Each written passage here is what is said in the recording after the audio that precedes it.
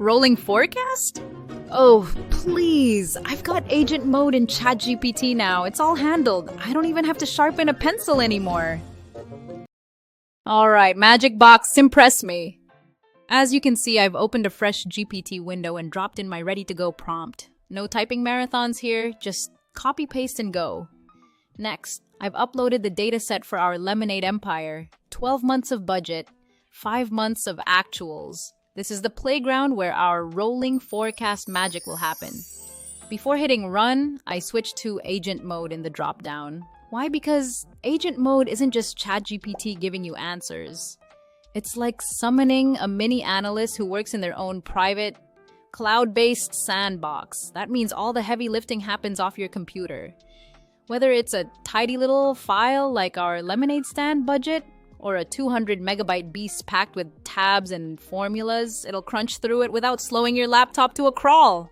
The moment I hit run, Agent Mode spins up its own secure workspace in the cloud and starts working through the file. No installation, no maxing out your RAM.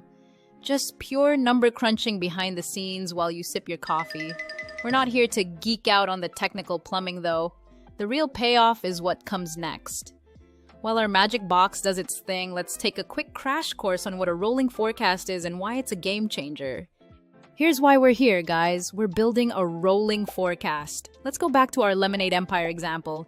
Think of a rolling forecast as running your empire with a crystal ball that actually works. It updates itself every month instead of gathering dust on a shelf. Instead of locking in a plan once a year and praying the weather, lemon prices, and customer moods will behave, spoiler, they won't, you keep the next 12 months in view, always. Every month you feed it fresh numbers, push the forecast forward, and tweak it before the lemonade cart tips over. In short, it's your financial GPS, constantly rerouting so you don't end up selling lemonade in a snowstorm. Okay, crystal ball down, keyboard up, back to our agent. Looks like the numbers are in, and the agent even wrote us a whole story to go with the file. Let's take a look. Well, it did the work. There is a forecast tab now with built-in formulas and assumption ratio up top. But I like my financials like I like my lattes, with a little flair. Let's add a dashboard to this. I head back to the agent with a new ask, one that'll pull the numbers it pulled off the page and onto the screen.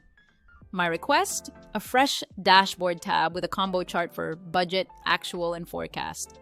KPI boxes for year-to-date results, and of course, a short, to-the-point forecast summary. Let's see if the agent can turn this into something worth showing off. This time it cranked through in under a minute, and just like that, the results were ready. Let's take another look. Better. Now we've got a dashboard with a clean visual, a summary table, and 4 comments. But the format's still messy. So, here's the takeaway. One polished, all-in-one prompt to close those gaps.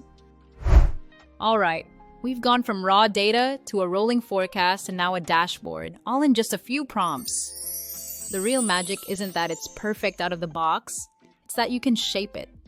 One strong prompt can take you most of the way there. If you want to try it yourself, I'll drop the full prompt and the before and after files in the description. Go make your own forecast magic, and if you enjoyed this breakdown, hit like, share, and subscribe. I'll be posting more useful FP&A explainers soon, and here's where I need your help.